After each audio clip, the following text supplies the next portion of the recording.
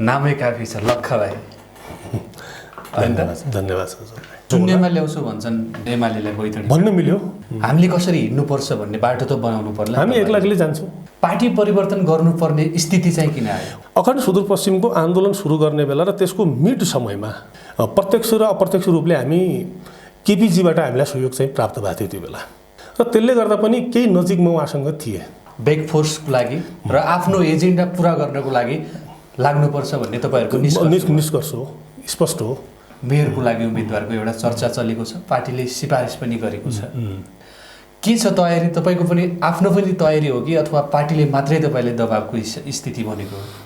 न म कन्भिन्स हुँ चिजमा, मेरो आफ्नै तयारी हो। 74को निर्वाचनमा पनि तपाईँले झिनो मतान्तरले तपाईँ पराजित हुनुभयो। वास्तविक हेर्नु भने जनता 10 नगरपालिकाको जनमतको त अपमान भएकै हो नि। लोकतन्त्रमा त जनमतको अपमान गर्न त मिल्दैन। तर त्यो जनमतको अपमान भइसकेपछि मैले 2.5 सालसम्म मुद्दा लडेका छौँ।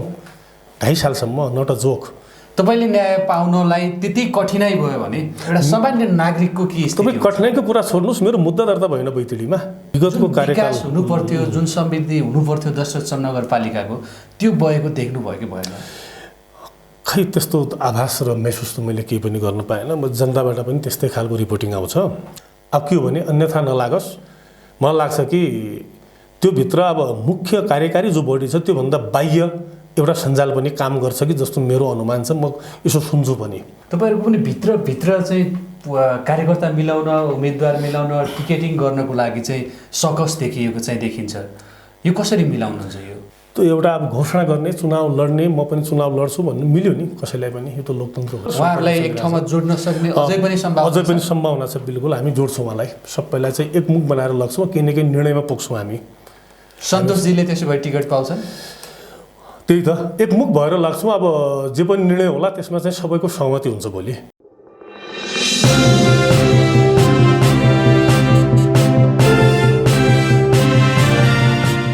आदरणीय दर्शकवृन्द, नमस्ते। म महेश अवस्थी। तपाईँ सगुन अनलाइन टिभीमा चुनाव विशेष कार्यक्रम हेरिरहनु भएको छ। आज हामीसँग कुराकानीको लागि नेकपा एमाले प्रदेश कमिटी सदस्य पुष्कर राज जोशी लक्खा भाइ हामीसँग हुनुहुन्छ। स्वागत छ यहाँलाई। धन्यवाद। नामै काफी छ लक्खा भाइ। धन्यवाद। अब हिजोको दिनमा थोरै म पृष्ठभूमिलाई जोडेर जान्छु। अखण्ड सुदूरपश्चिमको एउटा तपाईँले संयोजक भएर पनि नेतृत्व गर्नुभयो। एउटा लक्खा भाइ भन्ने तपाईँको एउटा क्रेज हिजोको दिनमा त्यो नेतृत्व गर्दाखेरिको त्यो समयलाई सम्झिनु पर्दाखेरि तपाईँले कसरी सम्झिनुहुन्छ? अब धेरै समय त यसो फर्केर हेर्दा अब केही साल बिते जस्तो त देखिन्छ। तर मेरो स्मृति पटलमा र मानस पटलमा सबै कुरा ताजै छ। अझ पनि हिजो अस्तिकै कुरा हो जस्तो लाग्छ। अब यो 64 सालमै म लगायत हाम्रा साथीहरूले यो कुरालाई उठाएको अवस्था हो अखण्ड सुदूरपश्चिमलाई। अब त्यो बेला देशमा एक प्रकारको फरक किसिमको माहौल चाहिँ थियो। त्यो बेला अब यो अखण्ड सुदूरपश्चिम भन्ने बेला यो अखण्ड भन्ने के हो त? किनभने अब जो पोलिटिकल पोजिसन त्यो बेलाको कस्तो थियो भन्दाखेरि अब एउटा 64 सालको परिवर्तनको अवस्था पनि थियो र अब विभिन्न किसिमका सङ्घीय लोकतान्त्रिक गणतन्त्र भन्ने के नयाँ नयाँ कुरा पनि आएको थियो। त्यो बेला जनताको मानसपटलमा फरक किसिमका कुरा थिए र त्यसमा हामीले चाहिँ अखण्ड सुदूरपश्चिम भन्दाखेरि अलिकति जनतामा यो के हो त भन्दाखेरि चाहिँ मान्छेले बुझेको थिएन त्यो बेला। तर त्यसलाई बुझाउनलाई चाहिँ 5-6 साल लाग्यो र 67-68मा पैदल यात्रा गरेको, बैतडीदेखि कञ्चनपुरसम्म पैदल हिँडेर गएको हामी 3-4 जना थियौँ। ठाउँ ठाउँमा सानो माइक लिएर 4 जना भेटियो भने तिनको बिचमा माइक लिएर पनि अखण्ड भनेको यो हो भन्ने भाषण गर्ने, बोल्ने ठाउँ ठाउँमा भने 15 दिन लागेको थियो हामीलाई। त्यो बेला बैतडी सदरमुकामदेखि कञ्चनपुरको मदन चौकमा हामीले समापन गरेका थियौँ। 15 दिनमा हामी। खास यो अभियानको सुरुवात किन गर्नुभएको? अब निष्कर्षमा भन्नुपर्दाखेरि धेरैलाई त यो कुरा थाहा छ, तर हामीलाई त्यसलाई जोडेर फेरि अहिलेको ताजा कुराहरूलाई अथवा वर्तमान कुराहरूलाई फेरि जोड्नेछौँ हामी। त्यो उद्देश्य के थियो निष्कर्षमा भन्नुपर्दाखेरि? किनभने एउटा कुरा के थियो भने हामी एउटा नयाँ व्यवस्थामा चाहिँ गइरहेको थियो हेर्नुहोस्। अब तपाईँको 64 को जो एउटा जनआन्दोलन भयो, त्यसपछि एउटा नयाँ कन्स्टिट्युसन एसेम्ब्लीको चुनाव भयो, अनि देश एउटा फरक बाटोमा हिँड्ने बेला र जो फेडरलिजमको सन्दर्भमा, सङ्घीयताको सन्दर्भमा जुन खालका मोडेलहरू त्यो बेला पेश भएको थिए, अब त्यसको राम्रो तरिकाले त्यसको अध्ययन गर्दाखेरि दीर्घकालमा यो देशलाई चाहिँ अन्ततोगत्ता धेरै टाइम चाहिँ लाग्दैन। जुन प्रकारको मोडेल त्यो बेला पार्टीहरूले, म नाम नलिउँ, पार्टीहरूले जुन प्रकारको प्रस्ताव त्यो राज्य व्यवस्था समितिमा राखेका थिए, त्यो प्रस्ताव हुबहु लागू भइदिएको भए आज यो देश नाइजेरियाको मोडलमा यो देश आज हुन्थ्यो, नाइजेरियाको मोडलमा हुन्थ्यो। र त्यो सबै कुरा बुझिसकेपछि त्यो कुरा त अब हामीले राम्रो तरिकाले बुझेका थियौँ। त्यो कुरालाई त अन्ततः गएर यो देश कहाँ लग्ने तयारी हो त, र त्यसैको विरुद्ध हामी चाहिँ लागेका थियौँ होइन। हामीलाई सम्झाउन अलिकति टाइम लाग्यो, हेर्नु 6 साल लाग्यो। 64 देखि सुरु गरेँ, 70 सालमा जनताले राम्रो तरिकाले बुझ्यो, हो यो यस्तो पो रहेछ भनेर होइन। 70 सालमा जनताले बुझे। फेरि अब अखण्ड सुदूरपश्चिमको आन्दोलन नै सुरु भयो। 32 दिनसम्म भनौँ न यो क्षेत्रका जनताले आफ्नो क्षेत्र नै बन्द गरे होइन, विभिन्न कुरा गरे। सुदूरपश्चिमबाट सुरु भएको आन्दोलन पश्चिमको पूर्वको झापाको काकडभिट्टासम्म पनि यो आन्दोलन चलेर, अनि जुन प्रकारको एउटा मोडेलिटी, एउटा ठुलो मोडेल तपाईँको चाहिँ देशलाई सङ्घीयता, जातीय सङ्घीयतामा देशलाई लगेर आज जुन प्रकारको हालत बनाउन खोजेका थियौँ त्यो सबै कुरा विफल भयो। र म खुसी पनि छु, व्यक्तिगत रूपमा हामीले उठाएका कुराहरू, हामीले जुन आन्दोलनको सुरुवात बैतडीबाट गरेका थियौँ, त्यो आन्दोलन अन्ततोगत्ता सफल भयो र आज हामीले भनेका कुराहरू यो देशमा लागू भए। जातीय सङ्घीयता यो देशमा लागू हुन पाएन र जुन खालको अहिलेको सङ्घीयता छ, सामान्य केही त्यसमा विमति, सामान्य केही डिस्कसन भए तापनि तर त्यसको आधार चाहिँ फरक छ, जातीयता होइन। र त्यो माइनेमा म लगायत हामी जो पनि अखण्ड सुदूरपश्चिमका पक्षधर साथीहरू थियौँ, हामी खुसी छौँ कि कमभन्दा कम देश बाँच्यो। त्यो कुरालाई पत्याएर तपाईँलाई सुदूरपश्चिममा विश्वास त गरेको हो नि त, त्यो चिजले तपाईँलाई चिनाउन पनि सजिलो भयो, एउटा आफ्नो व्यक्तित्व बनाउन सजिलो भयो। पक्कै पनि हो। अब त्यो हुँदाहुँदै तपाईँले पार्टी परिवर्तन गर्नुपर्ने, 2074मा आएर तपाईँ राप्रपाबाट लड्नुभयो, अहिले आएर तपाईँ एमालेबाट मेयरको आकाङ्क्षी हुनुहुन्छ उम्मेदवारको। पार्टी परिवर्तन गर्नुपर्ने स्थिति चाहिँ किन आयो? हो, अब त्यो एउटा कहिलेकाहीँ यसो हेर्दाखेरि अब अन्य कुरा त केही पनि आउँदैन, सामान्य यो कुरा चाहिँ कुनै कुनै ठाउँमा यसो विपक्षी साथीहरूबाट सुन्छु म। हो, त्यो कुरा चाहिँ साँच्चै कुरा पनि हो, त्यो देखिन्छ पनि। र त्यसका कुरा पनि के छन् हेर्नुहोस्, अब हामी अखण्ड सुदूरपश्चिमको आन्दोलन गर्ने बेला हामीले नागरिक तवरबाट आन्दोलन सुरु गऱ्यौँ र त्यो बेला हामीले कुनै पार्टीसँग नलागेर हामीले चाहिँ पार्टीगत रूपमा यसलाई अगाडि बढायो भने भोलि, यसलाई चाहिँ पार्टीगत रूप दियो भने भोलि त्यो तरिकाले मान्छे हेर्छन् र एउटा पब्लिकको यो मुभमेन्ट हो, यो मुभमेन्टलाई हामीले जनताकै मुभमेन्ट बनाउनुपर्छ भनेर हामीले सुदूरपश्चिम जागरण मञ्च भनेर त्यो बेला हामीले स्थापना गरेका थियौँ। किन एउटा फ्रन्ट चाहियो र त्यो बनाइसकेपछि हामीले लामो समय तपाईँको आन्दोलन गरिसकेपछि अब आन्दोलनको परिप्रेक्ष्यमा के देखियो भने अब हाम्रो त्यो बेलाको मुभमेन्टमा मुख्य प्रतिपक्षमा अब त्यो बेलाका मेन स्ट्रिममा भएका राजनीतिक दलहरू, चाहे त्यो कङ्ग्रेस होस्, अब त्यो बेला अब एमाले नै भनौँ या माओवादी नै भनौँ होइन, जो पनि दलहरू थिए, अब उहाँसँग अलिकति हाम्रो केही कन्ट्राडिक्सन चाहिँ हुन्थ्यो, कन्ट्राडिक्सन थिए हाम्रा, केही रिजर्भेसनका कुराहरू पनि उहाँसँग हुन्थ्यो हाम्रा। र उहाँसँग चाहिँ कुरा हामीले चाहिँ यसो गर्दाखेरि अलिकति पूर्वाग्रह जस्तो उहाँको पनि देखिन्थ्यो हामीप्रतिको, र हामी पनि केही न केही पूर्वाग्रही उहाँप्रति भयौँ।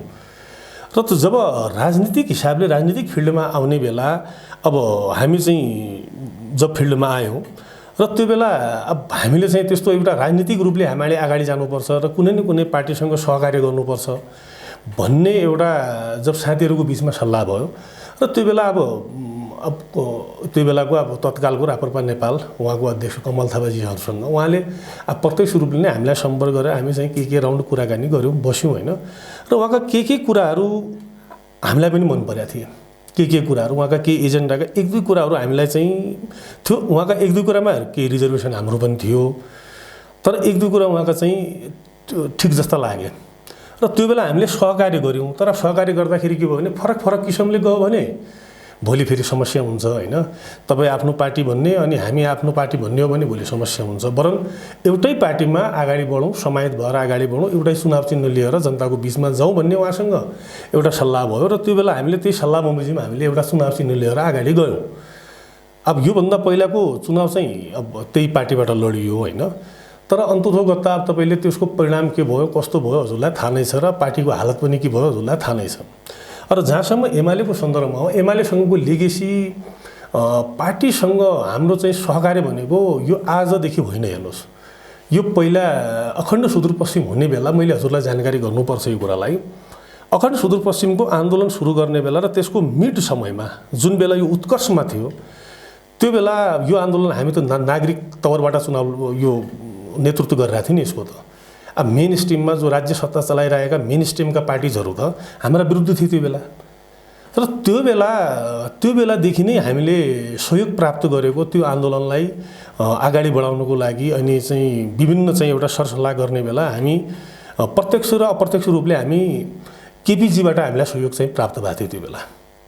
किनभने आन्दोलनको सङ्घर्षरतको बेला उहाँको चाहिँ केही मोरल सपोर्ट हामीले प्राप्त गरेका थियौँ। उहाँको चाहिँ कुरा कहिलेकाहीँ हामी सुन्थ्यौँ पनि, कहिलेकाहीँ हामी अप्रत्यक्ष रूपले हाम्रो चाहिँ प्रत्यक्ष भेटघाट नभए तापनि अप्रत्यक्ष च्यानलहरू मार्फत तपाईँको कुरा ठिक छ, यो कुरालाई तपाईँले यो राज्यको लागि र देशको लागि यो आन्दोलन आवश्यक छ र यसको लागि हजुरहरू चाहिँ गर्दै गर्नुहोस्, हामी चाहिँ जे सहयोग हुन्छ हामी पनि गरौँला, नैतिक भौतिक समर्थन हाम्रो पनि छ भन्ने त्यस्ता कुरा हाम्रा हुन्थे। हेर्नुहोस्, र त्यसले गर्दा पनि केही नजिकमा उहाँसँग थिए त्यो बेलादेखि नै पार्टीप्रति अनि व्यक्तिगत हिसाबले पनि केही समयदेखि हामी थियौँ। र बिचमा जब यो पोलिटिकल एउटा यो जो भयो होइन, फेरि उहाँसँग फेरि हामीले एकचोटि फेरि राउन्ड कुराकानी गऱ्यौँ र त्यसपछिको परिणाममा के हो भने फेरि स्वतन्त्रै भएर तपाईँको चाहिँ जनमत लिने अवस्था चाहिँ हुँदैन। अनि सङ्गठन भएन भने सङ्गठनको एउटा आधार हुन्छ र सङ्गठनको आधारमा हामीले अगाडि गयो भने भोलि तपाईँको जो एउटा पपुलारिटी तपाईँको लोकप्रिय मत छ त्यसलाई सङ्गठनको मतसँग जोड्यो भने भोलि केही न केही काम गर्ने अवस्था, जनताको लागि के गर्ने अवस्थामा पुगिन्छ भोलि भन्ने एउटा निष्कर्षको साथ हामी चाहिँ एमालेसँग लागेर अहिले यो मुभमेन्टमा छौँ। तर अब धेरै जसोले कसरी कुरा जोड्छन् भने उहाँहरूको एउटा राम्रै आन्दोलन चलिरहेको थियो, उहाँले संयोजकत्व गरेर राम्रै भइरहेको थियो, तर आफ्नो चाहिँ स्वार्थ पूर्तिको लागि पदमा पुग्नको लागि उहाँहरूले पनि पार्टी नै समात्नुपर्ने स्थिति आयो भन्ने खालका कुराहरू पनि कहिलेर सुनिन्छन्। यसलाई कसरी लिनुहुन्छ? अब यो भन्दाले यो पोलिटिकल एउटा कन्डिसन हो। हेर्नुहोस्, अब यो पोलिटिकल कन्डिसन हुन्छ होइन। अब अहिले देशकालकै परिस्थिति गर्ने हो भने त मभन्दा पहिले माथि त आरोप त छँदैछ होइन। यो कसैले भन्ने कुरा त राजनीतिक रूपले त्यो त आरोप लाग्ने नै गर्छ कहिलेकाहीँ। फेरि ठ्याक्क चुनावको बेला त यो कुरा त त्यसरी नै उठ्छन्, त्यो म त्यसलाई अन्यथा लिँदैन, त्यो नेचुरली हो त्यो। तर तपाईँले चाहिँ बोकेको एजेन्डा र तपाईँको उद्देश्य प्राप्तिको लागि कतिको सम्भव हुनसक्छ? अब एमालेबाट तपाईँले राजनीति गर्दाखेरि हिजोका दिनका तपाईँका जो विश्वास गरेका सुदूरपश्चिमवासी थिए, तपाईँको पछि विश्वास गरेर लागेका उनीहरूको एजेन्डा र उनीहरूलाई चाहिँ त्यो विश्वास दिलाउनुको लागि त्यो सम्भव छ त? हामीले जुन एजेन्डा र जुन कुराहरू बोकेका थियौँ त्यसमा चाहिँ हामी तलमाथि आज पनि छैनौँ। हामी त कहीँ तलमाथि छैनौँ नि। जो एजेन्डा हाम्रो चाहिँ त्यो बेलाको हामी चाहिँ 12 बुँदे जो घोषणापत्र छ हाम्रो त्यो बेला अखण्ड सुदूरपश्चिमको बेलाको, त्यसमा हामी तलमाथि कहीँ पनि छैनौँ नि। हामीले त अखण्ड सुदूरपश्चिम भनेका थियौँ, अखण्ड सुदूरपश्चिम बनायौँ, आज अखण्ड त छ नि, त्यो त बनायौँ नि हामीले, सफल भयौँ। र भोलि अखण्ड सुदूरपश्चिमभित्र भोलि राज्यको सन्दर्भमा फेडरलिजममा राज्य भइसकेपछि यो राज्यको लागि गर्ने विषयमा जो हामीले गर्ने यावत कुराहरू छन् त्यसको लागि त हामी प्रतिबद्ध नै छौँ नि। यसमा तपाईँको कम्प्रोमाइज गर्ने त विषय छैन हामी, किन हामी जातीयताको विरुद्ध हौँ, स्पष्ट कुरा हो। र भोलि चाहिँ सुदूरपश्चिमलाई एउटा सङ्घीयताको रूपमा आइसकेपछि र सुदूरपश्चिमलाई एउटा समृद्ध स्टेटको रूपमा राज्यको रूपमा यसलाई स्थापना गर्नुपर्छ, यसलाई अगाडि बढाउनुपर्छ भन्ने कुरा मलाई लाग्छ कि म लगायत अन्य पार्टीको पनि विमति कसैलाई नहोला। त त्यो कुरामा हामी तलमाथि भन्ने त्यो कुरा केही पनि छैन नि। एउटा मेन स्ट्रिमको पार्टीमा र मेन स्ट्रिमको दलमा आएर हामीले चाहिँ एउटा यात्रा चाहिँ सुरु गऱ्यौँ, यसमा चाहिँ म खुसी नै छु। तर अब जुन तपाईँको पहिलाको अखण्ड सुदूरपश्चिमको एउटा क्रेज तपाईँसँग थियो, त्यो क्रेज पार्टीमा आइसकेपछि पनि छ भन्ने लाग्छ तपाईँलाई? अब के हो भने अलिकति तपाईँको के हुन्छ भने हिजोको दिनमा नागरिक तवरबाट आन्दोलन गर्ने बेला त्यो बेला चाहिँ अब पार्टीगत रूपमा नागरिकहरू हामीसँग जोडिएको अवस्था थिएन। तर उहाँसँग चाहिँ अब उहाँको विगत वर्तमान उहाँको एमाले काङ्ग्रेस माओवादी जे भए तापनि तर जब एउटा जोइन्ट मुभमेन्टको कुरा आयो त त्यो बेला सबै क्षेत्रबाट हामीले सहयोग प्राप्त गऱ्यौँ। तर जब हामी चाहिँ एउटा शून्यकालमा आउँछौँ, जब एउटा मुभमेन्ट समाप्त हुन्छ अनि त्यो मुभमेन्टको समाप्त भइसकेपछि एजेन्डा सफल भइसकेपछि जब हम एउटा स्थिर राजनीतिमा आउँछौँ, स्थिर राजनीतिमा आइसकेपछि मान्छेले आफ्नो जो विगतको जो एउटा राजनीतिक पृष्ठभूमि छ त्यसमा चाहिँ तिनीहरू जान्छन्। यो हामीले भोगेको कुरा हो। किनभने 32 दिनसम्म आन्दोलन गरिसकेपछि 32औं दिनको भन्दा आन्दोलन भनेको 6 साल जति हो, तर 32 दिनसम्म रेगुलर एउटा चाहिँ यो क्षेत्रका अनवरत रूपले यो क्षेत्रलाई आफै बन्द गरेर अखण्ड सुदूरपश्चिमको नाममा सबै क्षेत्रका मान्छे, चाहे त्यो कर्मचारी होस्, चाहे त्यो व्यापारी होस्, चाहे त्यो महिला होस्, चाहे त्यो विद्यार्थी होस्, सबै सडकमा थिए नि त्यो बेला त। किनभने एउटा मुभमेन्ट थियो नि, त्यो मुभमेन्टको पछाडि थियौँ, त्यसलाई सफल पार्नुपर्ने थियो नि, किनभने जनतासँग जोडिएको मुभमेन्ट थियो। तर आज जब हम स्थिर समयमा आयो त स्थिर समयमा आइसकेपछि फेरि हामी जनताको बिचमा गइसकेपछि त एउटा कटु अनुभव भइन्छ नि। हामीले तपाईको जब मुभमेन्टको नाम लिएर हामी जनताको बिचमा जब जनमत लिने बेला गयौँ, सबै आफ्नो पार्टीमा फर्के। त्यो बेला हामीले त एउटा सिट पनि जित्न सकेनौँ नि। त्यो बेला त हामीले त एउटा सिट, त्यो बेला संविधान सभाको चुनाव बाती हो, हामीले एउटा दुईटा सिट लिएर हामीले सुदूरपश्चिमका मुभमेन्टको सन्दर्भमा र सुदूरपश्चिमका केही मुद्दाहरूलाई हामी पार्लियामेन्टभित्र उठाउँछौँ भनेर हामी जनताको बिचमा गएको थियौँ नि त्यो बेला। तर हामीले त्यो बेला हाम्रा यो मुभमेन्टकै एउटा वयोवृद्ध नेता, हाम्रा चाहिँ मार्गदर्शक, अब अहिले त अब स्वर्गीय भइसक्नु भएको छ पृथ्वीराज अवस्थीज्यू, उहाँलाई चाहिँ मैले 1 नम्बरमा उहाँलाई चाहिँ सर्वसम्मत तरिकाले उहाँलाई समानुपातिकमा राखेर उहाँलाई चाहिँ हामी पार्लियामेन्टभित्र राखेर सुदूरपश्चिमका के कुराहरू उठाउँला भनेर उहाँलाई हामीले समानुपातिकमा राखेर पठाथ्यौँ। र हामीले प्रत्यक्षमा पनि सिट जित्न सकेनौँ, समानुपातिकमा पनि जित्न सकेनौँ भने त्यो एउटा दुर्भाग्य रह्यो। यो सबै हेर्दाखेरि कुनै न कुनै पार्टीसँग ब्याक फोर्सको लागि र आफ्नो एजेन्डा पुरा गर्नको लागि लाग्नुपर्छ भन्ने तपाईँहरूको निष्कर्ष हो, स्पष्ट हो। तपाईसँग सङ्गठन भएन भने, तपाईँका कुरा सुन्दिन भएन भने त्यसको त म प्रत्येक समयमा भुक्तभोगी छु नि। त्यसको त प्रत्येक समयमा भुक्तभोगी छु नि। योभन्दा पहिला जनताको चुनावमा तपाईँ हेर्नु न, मैले धेरै भनिराख्नु पर्दैन नि, जितेको जनताले जनमत दिएको चुनाव। त्यसमा हामी अहिले आउँछौँ। अब थोरै चुनाव बेसिसमा हामी रहेर कुराकानी गरौँ। अबको क्रममा दनपाबाट फेरि पनि तपाईँलाई मेयरको लागि उम्मेदवारको एउटा चर्चा चलेको छ, पार्टीले सिफारिस पनि गरेको छ। के छ तयारी? तपाईँको पनि आफ्नो पनि तयारी हो कि अथवा पार्टीले मात्रै तपाईँले दबावको स्थिति बनेको हो? न, म कन्भिन्स हुँ चिजमा, मेरो आफ्नै तयारी हो। पार्टीले मेरो तयारी बमोजिम, मेरै आग्रह बमोजिम मलाई चाहिँ पार्टीले आधिकारिक रूपमा मेयरमा अगाडि सारेको हो। त्यसमा मेरो पूर्ण सहमति पनि हो, मेरो इच्छा पनि हो। कसरी बढ्नुहुन्छ अब अगाडि? चुनाव आउन धेरै दिन बाँकी रहेन, नजिक आइसक्यो चुनाव। अब दशरथ नगरपालिकावासीले कसरी हेर्छन् लक्खा भाइलाई भन्ने खालको एउटा उहाँहरूको पनि जिज्ञासा होला। तपाईँको प्लान के हुन्छ, योजना के हुन्छ अब अगाडि बढ्नको लागि? स्थानीय चुनावको सन्दर्भमा अब योभन्दा पहिला पनि मैले स्थानीय चुनावलाई फेस गरेकै हो। योभन्दा पहिला पनि होइन, जनताको बिचमा त्यो बेला पनि म आफै गएको पनि हुँ। हेर्नुहोस्, त्यो बेला जनताले त्यो कुरा सबै कुरालाई बुझेर एककालको जनमत जनताबाट हामीले प्राप्त गरेकै हौँ। मैले व्यक्तिगत रूपमा भनौँ, जसरी पनि भनौँ होइन। अब विभिन्न घटनाक्रमहरू भए त्यो त छँदैछ, भोलि त्यसको विश्लेषण गर्दै गरौँला, समय आउँछ त्यसको पनि। र आज स्थानीय तहमा चाहिँ अब चुनावमा लड्ने बेला, अब दशरथ नगरपालिकाकै सन्दर्भमा कुरा गर्ने बेला 5 सालको एउटा कार्यकाल अहिलेको जो बडी छ, अब मेयर उपमेयर लगायतको अब काङ्ग्रेसका साथीहरू त्यो भित्र बसेर उहाँले काम गर्नुभयो 5 सालसम्म। उहाँले अब कति राम्रो गर्नुभयो, कति नराम्रो गर्नुभयो, कति ठिक गर्नुभयो, कति बेठिक गर्नुभयो, कति गर्नु भएन, त्यो त जनताले विश्लेषण गरिहाल्छन्। जनताले सबै कुराको विश्लेषण गर्छन् होइन। र आज आफ्ना एजेन्डाहरूलाई लिएर हामी जनताको बिचमा गइरहेछौँ। आफ्ना एजेन्डा छन्, भविष्यका प्लानहरू छन्, अनि एउटा दशरथ नगरपालिकालाई समृद्ध दशरथ नगरपालिका र समुन्नत दशरथ नगरपालिका बनाउने एउटा अभियानमा हामी छौँ र यो अठोट पनि छ। र आजको दशरथ नगरपालिकाभन्दा भिन्नै किसिमको दशरथ नगरपालिका, योभन्दा फरक किसिमको दशरथ नगरपालिका हामी बनाउँछौँ। त्यो एजेन्डा हामी बोकेर जनताको बिचमा जान्छौँ। त्यो भिजन हामीसँग छ। जस्तै त्यो एजेन्डामध्ये केही एजेन्डा भन्नु पर्दाखेरि, अब तपाईँलाई जिल्लाभरिमा हेर्दाखेरि अन्य उम्मेदवारको भन्दा हिजोको दिनमा त्यो एउटा संयोजकत्व गरेको, त्यो आन्दोलनको संयोजकत्व गरेको हिसाबले पनि मतदाताहरूले फरक हेरेका होलान्, त्योभन्दा अलिकति फरक आशा गरेका होलान्। के एजेन्डाहरू भन्नु पर्दाखेरि म मोटामोटी एउटा कुरा हजुरलाई एउटा स्याम्पल इक्जाम्पल दिन्छु क्या। यो कस्तो छ भने अहिलेको स्थानीय तह भनेको अधिकांश ठाउँमा म के देखिरहेको छु भन्दाखेरि दशरथ नगरपालिकाकै तुलना एउटा गर्ने हो भने एउटा के हुन्छ भने कहिलेकाहीँ एउटा पुरानो घर हुन्छ क्या, पुरानो घर हामीले गाउँठाउँमा छोडेको पुरानो घर हुन्छ। लामो समयपछि चुनाव भयो कि लामो समयपछि हामी घर फर्क्यौँ चुनावमा होइन। र त्यो घरलाई राम्रो हिसाबको तपाईँको डेन्टिङ पेन्टिङ गरेर अलिकति राम्रो हिसाबको त्यसलाई बनायो भने त्यसमा चाहिँ साफसफाइ गरेर त्यसलाई डेन्टिङ पेन्टिङ गरेर छत बनाएर यो बनायो भने अहिले मलाई लाग्छ कि त्यो घर चाहिँ राम्रै देखिन्छ। मैले एउटा सिम्पल इक्जाम्पल मात्र दिन खोजे हो।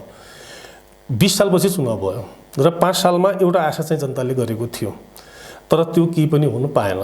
र हाम्रो पनि के हो भन्दाखेरि अहिले 10 नगरपालिका त्यही पुरानो घर जस्तो छ अहिले।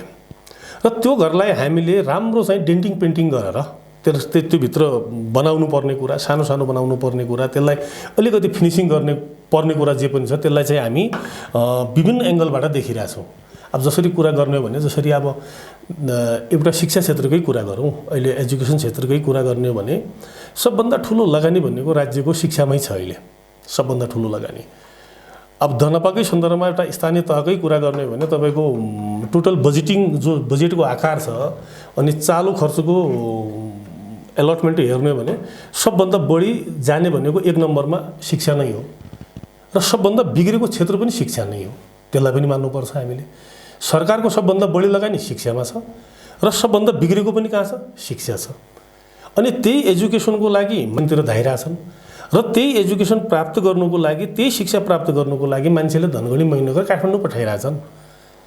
र आखिर सरकारको यत्रो ठुलो लगानी भइसकेपछि र त्यो क्षेत्रलाई हामीले कसरी चाहिँ त्यसलाई चाहिँ हामी ठिकठाक अवस्था त्यसको किन छैन त? त्यसलाई त सुधार गर्नु पर्यो नि। लगानी जब सरकारले गरिसकेपछि आखिर त्यो भित्रका कमी कमजोरीहरू के छन् त? त्यसलाई ठिक गर्नु पर्यो, लगानी छ त्यसमा। र दोस्रो कुरा जसरी स्वास्थ्यकै कुरा गरौँ, दोस्रो शीर्षकमा अहिले आउँछ, दोस्रो लगानीको क्षेत्रमा आउने भने दोस्रो भने स्वास्थ्य हो। स्वास्थ्यको अवस्था हेर्ने भने दोस्रो लगानी अहिले बजेटको यसो शीर्षक हेर्दाखेरि कहिलेकाहीँ लगानी यसो हेर्दाखेरि दोस्रो लगानीमा स्वास्थ्य पनि देखिन्छ। तर सबभन्दा बढी अविश्वास भनेको जनतालाई कहाँबाट छ? स्वास्थ्यबाट छ। यहाँ केही पनि नहुने, प्रत्येक कुराको लागि डौलधुरा नै धाउनुपर्ने, डौलधुरा भएन भने धनगढी धाउनुपर्ने, यतापट्टिका भयो भने पिथौरागढ नै धाउनुपर्ने या मित्र राष्ट्रतिर जानुपर्ने अवस्था। त दुई क्षेत्रमा तपाईँको सबभन्दा बढी लगानी र दुईटै क्षेत्र तपाईँको जनताको संवेदनशील विषय पनि छन्। तर दुईटै क्षेत्र तपाईँको जनताको विश्वासमा खरा नउतर्न सकेका, जनताको जो बेसिक जो निड्सहरू छन् त्यसलाई तिनले पुरा गर्न सकेका छैन। लगानी पनि सबभन्दा ठुलो त्यसैमा छ। त यो कुरालाई, यो कन्ट्राडिक्सनल जो कुराहरू छन् त्यसलाई राम्रै तरिकाले केलाउनु पर्यो। मैले भन्ने खोजेँ नि, पुरानो घर चाहिँ छ तर त्यसलाई राम्रो तरिकाले डेन्टिङ पेन्टिङ गर्नु पर्या छ। लगानी धेरै ठुलो छ। र त्यस्तै कृषि क्षेत्र छ, भेटनरी क्षेत्र छ। अब जसरी तपाईँ कृषि क्षेत्रकै कुरा गरौँ, आज दनपाभित्र या बैतडीकै कुरा गर्दाखेरि या दनपाकै कुरा गर्दाखेरि तपाईँ 80% 90% घरमा जानुहोस्, तपाईँको घरमा कृषिसँग सम्बन्धित नभएको हाम्रो घर छैन। हामी के गर्छौँ? मुख्य पेसा के हो? हाम्रो कृषि हो। सबको पेसा चाहिँ कृषि। तर कृषि हाम्रो पेसा, प्रत्येक घरको पेसा चाहिँ कृषि। अनि तपाईँको धनगढी महेन्द्रनगर र इन्डियाबाट तपाईँको सागसब्जी आएन भने हाम्रो खाने अवस्था छैन। तर कृषि सबैले गरिरहेछ। कृषि सबैले गरिरहेछ। उहाँसँग उहाँको व्यवसाय सोद्धाखेरि के भन्छन्? कृषि हो भन्छन्, सबै भन्छन्। एउटा गाई पालेकै छ, एउटा भैँसी पालेकै छ, सानो सानो चाहिँ कृषिमा गरेकै छु। तर धनगढी महेन्द्रनगरमा गहुँ भएन भने हाम्रो यहाँ अकाल पर्छ। धनगढी महेन्द्रनगरबाट तपाईँको गोबीदेखि भण्टादेखि अरू छोड्नुहोस्, तपाईँको हरियो खुर्सानीसम्म धनगढी महेन्द्रनगरबाट आएन भने खाने अवस्था छैन। त कारण के त? त यी विभिन्न जो कुराहरू छन् यो कुरालाई फिनिसिङमा, यो कुरालाई अलिकति हेर्नुपर्ने र यसलाई काम गर्नुपर्ने मैले आवश्यकता देखेका छौँ। र त्यसमा चाहिँ यो सामान्य कुरा पनि छैन, चुनौती पनि छ, त्यो पनि हामीले बुझेका छौँ। तर यो कुरालाई हामीले यावत कुरालाई हामीले गर्न सक्यौँ भने भोलिको दिनमा पब्लिकमा यसको प्रत्यक्ष रूपमा असर जान्छ। जस्तै अब योभन्दा पहिलाको निर्वाचनमा पनि 74 को निर्वाचनमा पनि तपाईँले झिनो मतान्तरले तपाईँ पराजित हुनुभयो। तपाईँले राम्रोसँग दनपामा बसेर पनि दनपालाई हेरिराख्नु भएको छ, यहाँको विकासलाई हेरिराख्नु भएको छ। यहाँ तपाईँ आफै उपभोक्ता भएर पनि तपाईँ यहाँ बस्नुभएको छ भने दनपाको विकास र यहाँको समृद्धि र यहाँको स्थानीय सरकारलाई कसरी हेर्नुभएको छ? के गर्नु पर्थ्यो विगत 5 वर्षमा र के भयो सबभन्दा पहिला त स्थानीय तह रुमलिएका जस्ता देखिया छन् हेर्नुहोस्। फेरि दनपाको सन्दर्भमा त अब फरकै किसिम छ। अब दनपामा योभन्दा पहिला हजुरले त्यो सुरुवात गर्नुभयो भने अब कति भोटले त झिनो मतले हार्नुभयो। अब त्यो पनि एउटा विवादित भयो, त्यो विषय छ। धेरैले चाहिँ मतदाताहरूले त्योमा पनि के भयो भन्ने अन्यलतामा पनि छन्। त्यो बेला जुन प्रकारको जनमतको अपमान भयो, म व्यक्तिगत तवरमा भन्दा पनि व्यक्तिगत रूपमा मलाई घाटा भयो होला, व्यक्तिगत तवरमा ल एउटा सञ्जालको चपेटामा म व्यक्तिगत रूपमा आउँ होला, तर वास्तविक हेर्नु भने जनता दशरथ नगरपालिकाको जनमतको त अपमान भएकै हो नि। लोकतन्त्रमा त जनमतको अपमान गर्न त मिल्दैन। तर त्यो जनमतको अपमान भइसकेपछि मैले 2.5 सालसम्म मुद्दा लडेका छौँ। 2.5 सालसम्म, नट अ जोक। 2.5 सालसम्म तपाईँको जिल्लादेखि उच्च अदालतसम्म मुद्दा लडे। मेरो मुद्दा के थियो त? मेरो मुद्दा मात्र के थियो भने मलाई जिताउनुहोस् भनेको थिएँ नि मैले त। मैले के भनेको थिएँ भने त्यो ब्यालेट बक्सभित्र निष्पक्ष छानबिन होस् भन्ने, त्यो ब्यालेट बक्सभित्र जो मतपत्रहरू छन् तिनलाई एकचोटि त्यो बाहिर निकालेर तिनलाई गनिदिनुहोस्। यहाँबाट सिल भएर मैनगर पुगिसकेका छन्, भित्र स्ट्रङ रुममा राखेका छन्, सिल गरेका छ। एकचोटि जनताको एउटा आवाज के हो भन्दाखेरि त्यहाँ गडबड भयो, यो आवाज छ, त्यसको प्रतिनिधि म हुँ। त्यो जनताको जो भोइस छ, त्यो आवाज छ, त्यसको प्रतिनिधि म भएको कारणले गर्दा म मुद्दा लडिरहेको छु। र जनताको डिमान्ड र मेरो डिमान्ड के हो भन्दाखेरि एकचोटि त्यो ब्यालेट बक्सबाट निकालेर सबैलाई सामने राखेर, सबै पार्टीलाई सामने राख्नुहोस्, सबै प्रतिनिधिलाई सामने राख्नुहोस्, कहीँबाट कसैलाई बोलाउनु पर्ने तिनलाई पनि बोलाउनुहोस्, एकचोटि त्यसलाई गनिदिनुहोस्। किनभने चित्त त बुझाइन्छ नि यस्तो भएको थियो भनेर। तर अब 2.5 सालसम्म मुद्दा लडेर विभिन्न भए। के यहाँनिर चाहिँ अब मैले सबैको जिज्ञासा होला, त्यो जिल्ला अदालतदेखि उच्च अदालतसम्म जाँदाखेरि तपाईँले पुनः गणनाको माग गर्नुभयो, पुनर्मत गर्न। त्यो हुन किन सकेन त? यहाँ चाहिँ सेटिङ हो भन्ने कुराहरूमा पनि बाहिर आए, के हो खास वास्तविक? यो अब के हो भन्दाखेरि हेर्नुहोस्, मैले धेरै कुरा यो जब चुनाव भइसकेपछि तपाईँको 2.5 सालको सन्दर्भमा 2.5 साल जति मुद्दा लडेँ मैले। राम्रो तरिकाले यो देशको न्यायिक व्यवस्था, यहाँको ब्युरोक्रेटिक सिस्टम, यहाँको एक खालको सञ्जाल, एउटा सिन्डिकेट, त्यो सिन्डिकेटभित्र धेरै मान्छेहरूको सिन्डिकेट, यहाँदेखि काठमाडौँसम्मको एउटा नेटवर्किङ होइन, अनि ब्युरोक्रेटिक नेटवर्किङ, न्यायपालिकाको नेटवर्किङ, धेरै कुरालाई प्रत्यक्ष रूपले हेर्ने र भोग्ने मौका पाएँ। राम्रो तरिकाले बुझेँ मैले। र जुन तरिकाको एउटा भोगाइ मेरो छ, वास्तविक के हो भने तपाईँको हामी जस्ता मान्छेहरू जो एउटा जनतामा ल ठिक छ, अलिकति नाम छ, बुझिया छन् सबै कुरा, हामी जस्ता मान्छेहरूको त यो हालत छ। हाम्रा चाहिँ तपाईँको अदालतमा तपाईँले त्यो भोग्नुभयो भने नागरिकले के भोग्यो? नागरिकले के भोग्या होला नि त? के भोगिरहेछन् नागरिक? कुरा त मेरो यहाँ पनि छ क्या। म त प्रत्येक ठाउँमा भन्छु, आज हामी जस्ता मान्छेहरूको हालत यो छ। मेरो आफ्नो भोगाइ के छ कि मेरो बैतडीमा त्यो बेला मलाई राम्रो सम्झना छ। अगुवा हो, राजनीतिकर्मी हो, समाजमा म रूपान्तरण गर्छु भनेर लागेको व्यक्ति हो। तपाईँले न्याय पाउनलाई त्यति कठिनाइ भयो भने एउटा सामान्य नागरिकको के स्थिति? तपाईँ कठिनाइको कुरा छोड्नुहोस्, मेरो मुद्दा दर्ता भएन बैतडीमा। मैले मुद्दा दर्ता गर्नुको लागि मैनगर जानु पर्यो हो।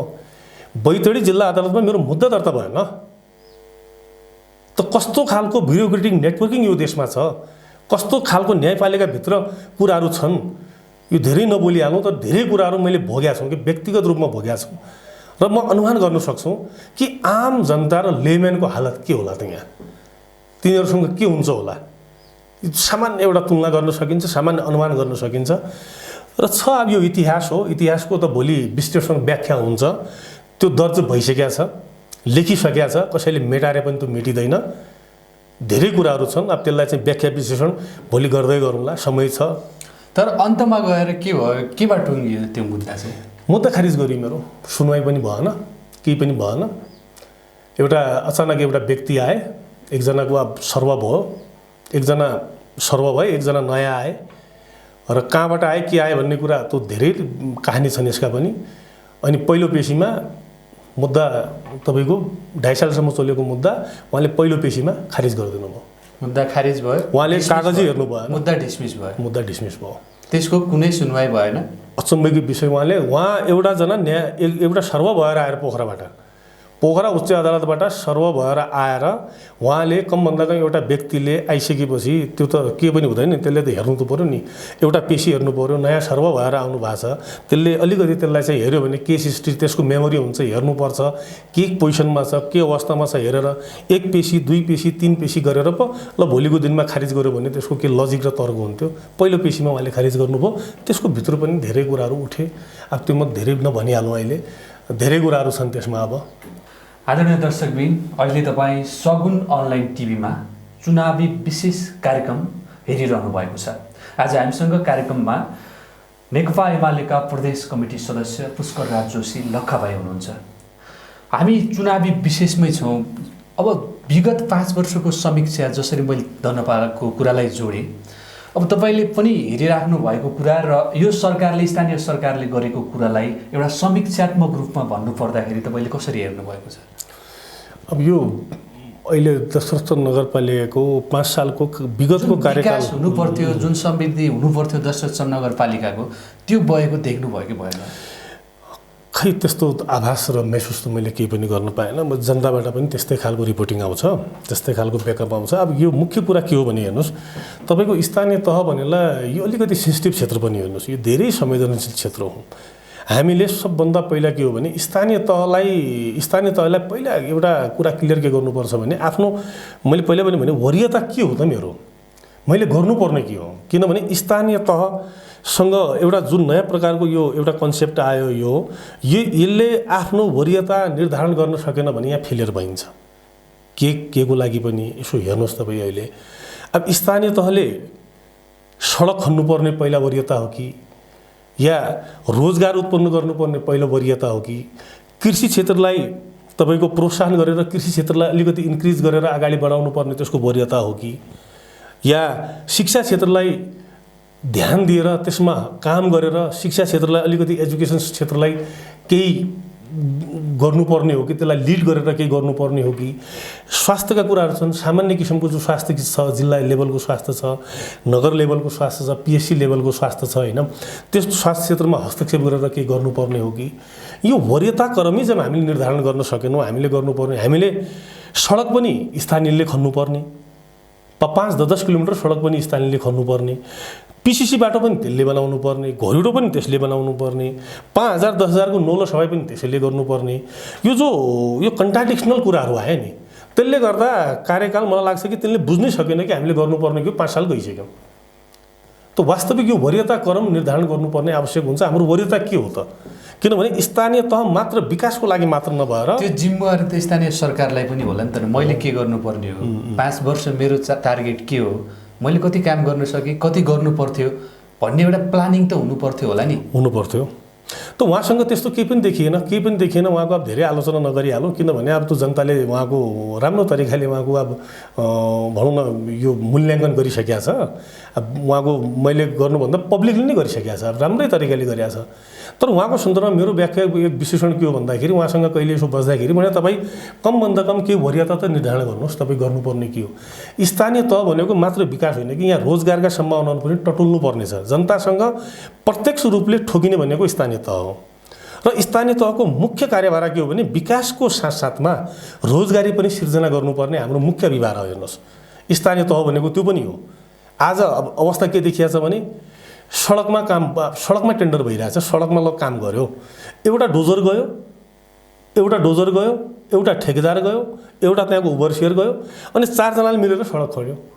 डोजरवाला आफ्नो पैसा लग्यो, तेलको पैसा दुबईको कतार गयो भयो, अनि के मान्छे अब त्यहाँका चाहिँ अब भनौँ नगरभित्र के भएका अब जसले जे छ त्यो मिलायो होइन, के उहाँको भाव होला, जनताले के पायो त?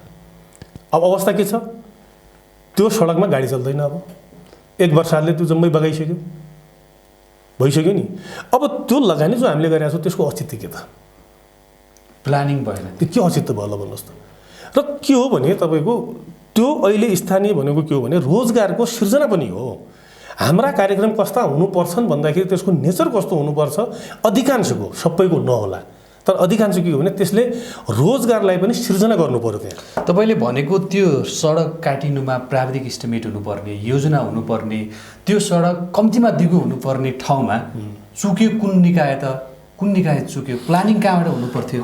अब त्यही त वरीयता, मैले त्यही भन्नु छु नि, हामी जबसम्म आफ्नो वरीयता, हाम्रो प्रायोरिटी के हो, जबसम्म हामी क्लियर गर्दैनौँ तबसम्म हामी एउटा गन्तव्यमा पुग्नै सक्दैनौँ के। स्थानीयले पनि सडक खन्नु परेको छ, प्रदेशले पनि सडक खन्नु परेको छ, केन्द्रले पनि सडक खन्नु परेको छ, प्रदेशले पनि सडक खनिरहेछ। ठिक छ, उहाँको त एउटा बजेट लिमिट छ, उहाँको नेचर पनि हो, उहाँको वर्किङ पद्धति पनि हो, ठिक हो। यो तपाईँको के नगरको बजेटले तपाईँको यो 5-10 किलोमिटरको सडक खन्न उहाँको स्रोत र साधनले भ्याउँछ? मलाई लाग्छ भ्याउँदैन। तर किन जबरजस्ती गरिरहेछन् त? यो धेरै कुराहरू छन् नि, उहाँले बुझ्नै सकेका छैन कि हामीले यो गर्नुपर्ने काम हो कि होइन।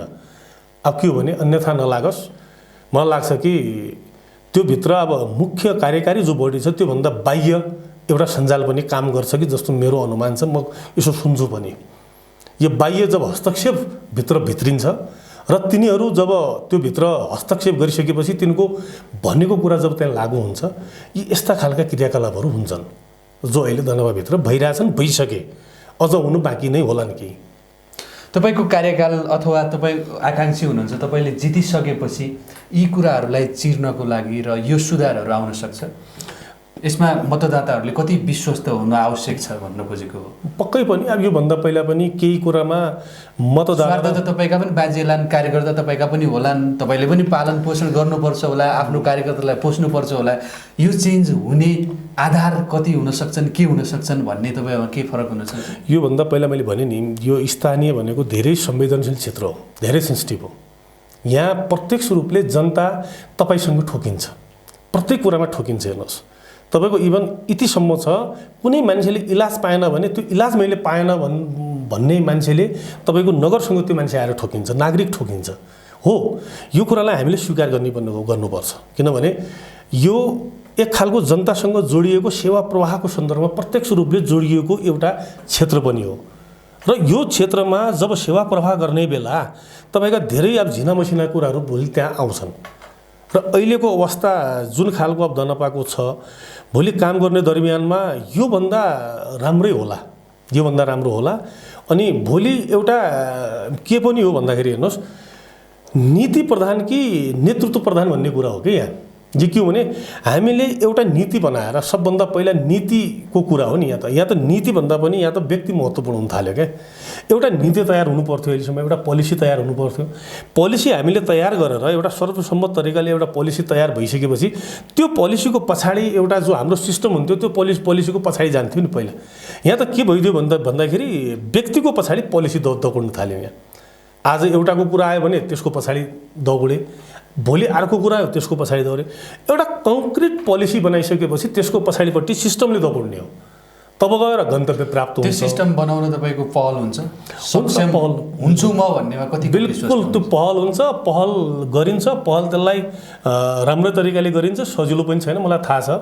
धेरै कुराहरू छन् यहाँ, विगतका धेरै अनुभवहरू पनि अब हामीले अनुभव प्राप्त नगरे पनि धेरै कुरा सुनेका छौँ र त्यति सजिलो बाटो चाहिँ छैन। तर यो कुरामा चाहिँ हजुरले चाहिँ ढुक्क हुँदा हुन्छ कि पोलिसी लेभलमा लगायत अन्य कुराहरू पनि छन्, धेरै कुराहरू छन्, धेरै कुरालाई ठिक गरिन्छ। त्यसमा तपाईँको पहल रहन्छ, बिल्कुल ठिक गरिन्छ त्यसलाई। प्रदेश कमिटीमा हुनुहुन्छ तपाईँ, एउटा जिम्मेवारीमा भएको नाताले पनि बैतडीमा अब एमाले स्थानीय तहको निर्वाचनको लागि के गरिरहेको छ, कसरी अगाडि बढिरहेको छ, एमालेको स्थिति के रहन्छ, एमालेको पत्ता साफ गर्छु भन्ने गठबन्धनको एउटा खुलासा छ, सुनेका छौँ।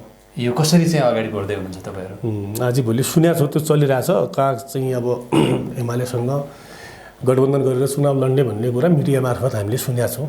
अब ठिक छ, गठबन्धनका साथीहरूले अब गठबन्धन गर्न मिल्यो, त्यसमा चाहिँ किन गर्यो वा भन्ने कुरा त्यो डिबेटको विषय होइन।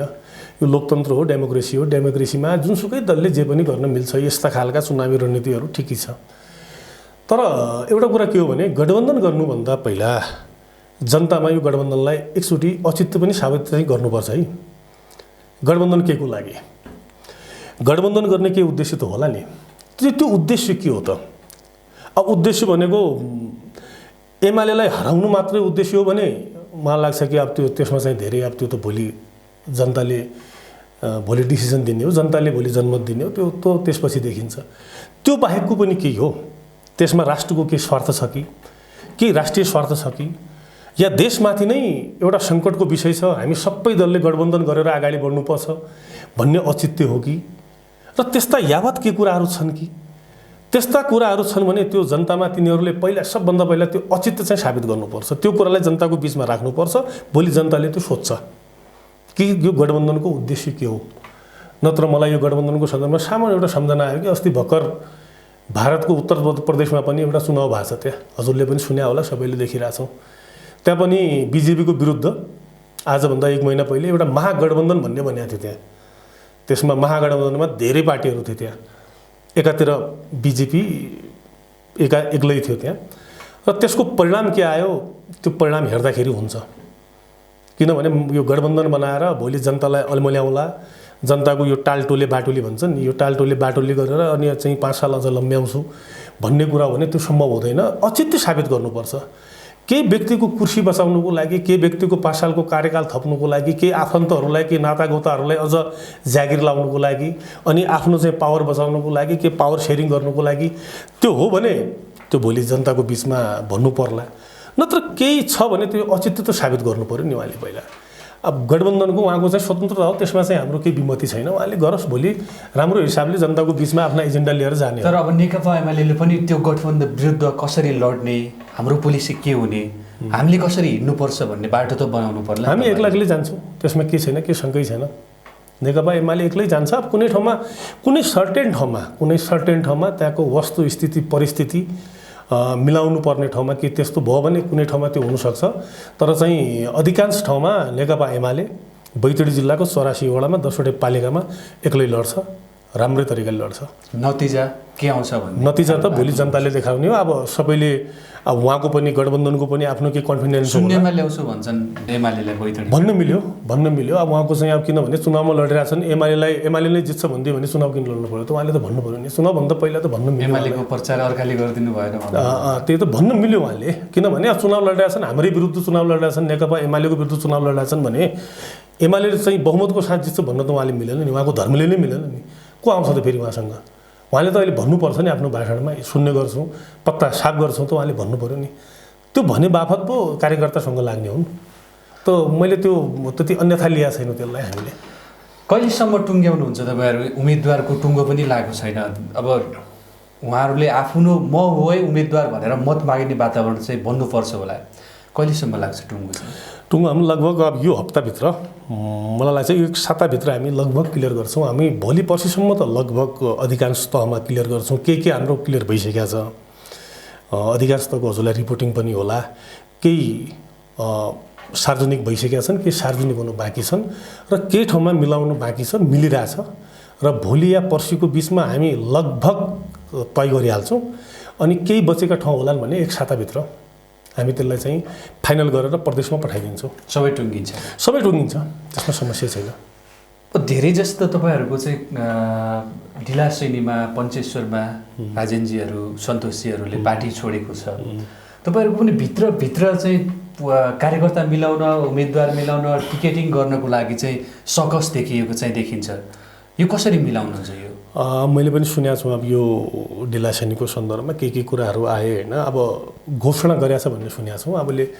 अब त्यो एउटा अब घोषणा गर्ने, चुनाव लड्ने, म पनि चुनाव लड्छु भन्नु मिल्यो नि कसैलाई पनि। यो त लोकतन्त्र हो नि। उहाँले त मैले पार्टीबाट राजीनामा दिएर स्वतन्त्र उम्मेदवारको घोषणा गरेर सभा नै गरिसक्नुभयो। राजनीतिक चाहिँ आफ्नो भेटघाटलाई अगाडि बढाउनु भएको छ। अब त्यो भनेको चाहिँ अब त्यसले गर्दाखेरि एउटा द्वन्द्व त्यहाँ चाहिँ पार्टीमा चाहिँ द्विधार देखिने खालको स्थिति त रहला नि। न त्यो सन्दर्भमा हामी अब सम्पर्कमै छौँ, हामी कुराकानी गरिरहेछौँ। उहाँ अब एउटा एनर्जेटिक युवा हो, उहाँको चाहिँ राम्रो भविष्य पनि छ, आफ्नो क्षेत्रमा लोकप्रिय पनि हो होइन। त उहाँको चाहिँ इच्छा छ होइन। अब यो सन्दर्भमा पार्टी पङ्क्ति लागिरहेछ, उहाँसँग पनि हामी कोर्डिनेसन गर्ने, अनि कसरी चाहिँ पार्टीलाई एकमुख बनाउने, अनि पार्टी चाहिँ एकबद्ध भएर भोलि स्थानीय चुनावमा कसरी जाने भन्ने कुरामा हामी गम्भीरतापूर्वक लागेका छौँ। उहाँसँग पनि निरन्तर उहाँहरूलाई एक ठाउँमा जोड्न सक्ने अझै पनि सम्भावना छ। बिल्कुल हामी जोड्छौँ उहाँलाई, सबैलाई चाहिँ एकमुख बनाएर लग्छौँ, केही न केही निर्णयमा पुग्छौँ हामी। सन्तोषजीले त्यसो भए टिकट पाउँछन्? त्यही त, एकमुख भएर लाग्छौँ। अब जे पनि निर्णय होला त्यसमा चाहिँ सबैको सहमति हुन्छ भोलि। त्यो प्रयासमा हामी छौँ। ढिलासैनीमा 2टा ग्रुप हुँदैन। त्यो चाहिँ सके जति त्यो प्रयासमा हामी छौँ। म आशावादी पनि छु। सबै साथीहरू, सबै नेताकर्मीहरू एक ठाउँमा आएर पार्टीको लागि एकबद्ध भएर हामी अगाडि जान्छौँ। त्यसमा चाहिँ हामी लागिपरेका छौँ। हामी कार्यक्रमको अन्त्यमा छौँ। मेयरमा दशरथचन्द नगरपालिकामा लक्खा भाइलाई मत किन दिने नागरिकले?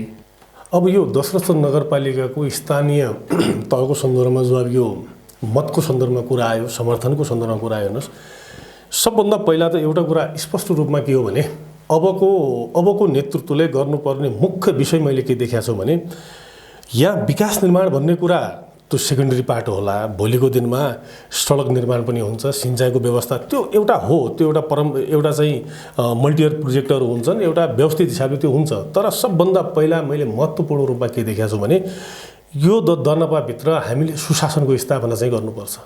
सुशासन भनेको जनताको आफ्नो शासन।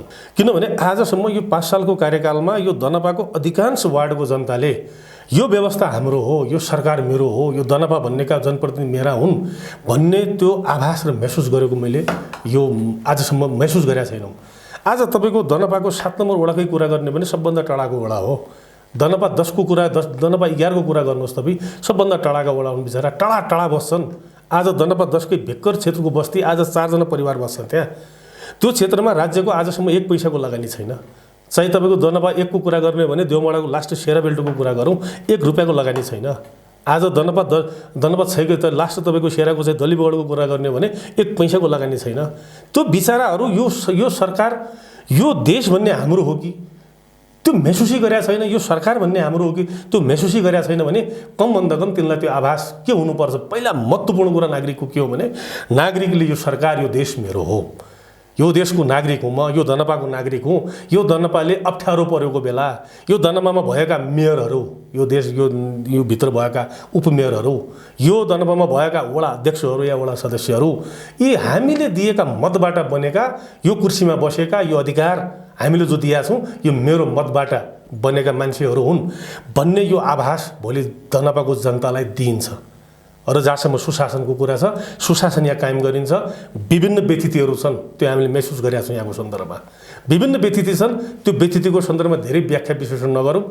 यो भित्र दनपाको त्यो बिल्डिङभित्र, दनपाको त्यो हाउसभित्र छिर्नुभन्दा पहिला नागरिकले कति किसिमका डर र कति किसिमका यो भित्र गएर के पो हुने हो, कोसँग बोल्नुपर्ने हो, कसले मेरो कुरा सुनिदिने, कसले मेरो कुरा गरिदिने, एउटा गरिब मान्छेले समाजको तबकाको अन्तिम व्यक्ति, त्यो व्यक्तिसँग दनपाको सरकार भोलि पुग्छ भने त्यो सरकार भोलि सफल हुन्छ। त्यो पुग्न सकेन भने स्वतः जसरी यिनीहरू असफल भए भोलिको दिनमा त्यो पनि असफल हुन्छ। र यो सगुन अनलाइन टिभी हेरिरहेका आदरणीय दर्शकहरूलाई पनि मेरो एउटा अनुरोध पनि छ कि आउने स्थानीय तहको चुनावमा यो चुनाव भनेको पनि हाम्रो दनपाको भाग्य र भविष्यको चुनाव पनि हो। हाम्रो भाग्य कस्तो हुने र हाम्रो भविष्य कस्तो हुने, र जो यो अहिलेको अब वैशाख 30 गतेको यो एउटा ठुलो अभियान छ, यो चुनावी तपाईँको मतदान मार्फत एउटा आफ्नो भाग्य र अनि भविष्यलाई समृद्ध बनाउनको लागि हजुरहरूको सहयोगको अपेक्षा, हिजोको दिनको जस्तो हजुरको नैतिक सहयोग मैले प्राप्त हिजोको दिनमा पनि गरेको थियौँ, अझ पनि भोलिको दिनमा त्यो सहयोग मैले प्राप्त गर्छु भन्ने त्यो आशा र अपेक्षा मैले राखेका छु। बहुत बहुत धन्यवाद। हस्, आदरणीय दर्शकबिन, तपाईँ सगुन अनलाइन टिभीमा चुनाव विशेष कार्यक्रम हेरिरहनु भएको थियो। आज हामीसँग कुराकानीको लागि हुनुहुन्थ्यो नेकपा एमालेका प्रदेश कमिटी सदस्य पुष्करराज जोशी लक्खा भाइ। आजको लागि कार्यक्रमबाट म कार्यक्रम सञ्चालक महेश अवस्थी पनि छुट्टिने अनुमति चाहन्छु। नमस्ते।